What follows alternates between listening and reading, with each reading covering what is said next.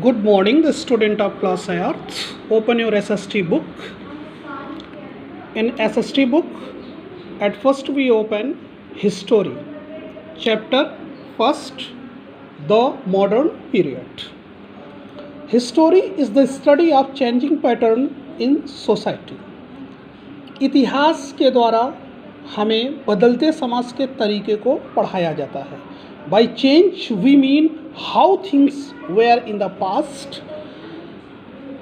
बदलने का तात्पर्य हमारा मतलब है अतीत में कोई चीज़ कैसे थी and how they have changed over the years, और इन सालों में उनमें कितना परिवर्तन आया है. The history of India is divided into 3 periods. Bharat के इतिहास को 3 कालखंडों में बांटा गया है.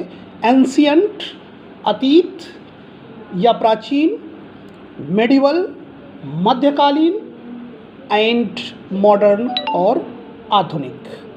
इन दिस बुक, इस पुस्तक में we will study about the modern period of Indian history. हम भारत के आधुनिक इतिहास के विषय में पढ़ेंगे.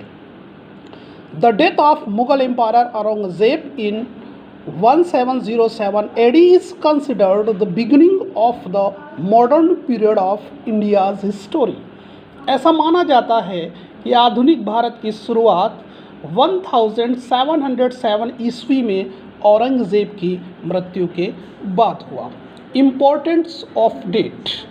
डेट्स की क्या इम्पोर्टेंट है हिस्ट्री में? Dates are important in history. इतिहास में डेट्स का बहुत महत्व है. They are linked to events. वे घटनाओं को जोड़ते हैं.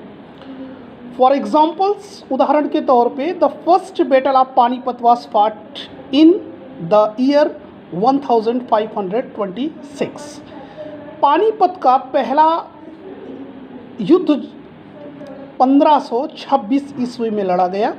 The year and the battle marks the end of Delhi सल्तनत. साल और युद्ध इस चीज़ को मार्क करते हैं कि यह दिल्ली सल्तनत का अंत था.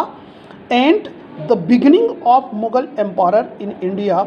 और मुगल एम्पायर यानी मुगल साम्राज्य का भारत में ये उदय था. The importance of dates depend on how history is studied. Dates ये तय करती हैं कि इतिहास को कैसे पढ़ा जाए. डेट्स इतिहास में political fact, administrations fact, social fact, economics fact, religious fact, इनकी डेवलपमेंट्स, ये सारी चीज़ें हमें डेट्स के सहारे इतिहास में पढ़ने के लिए मिलती हैं.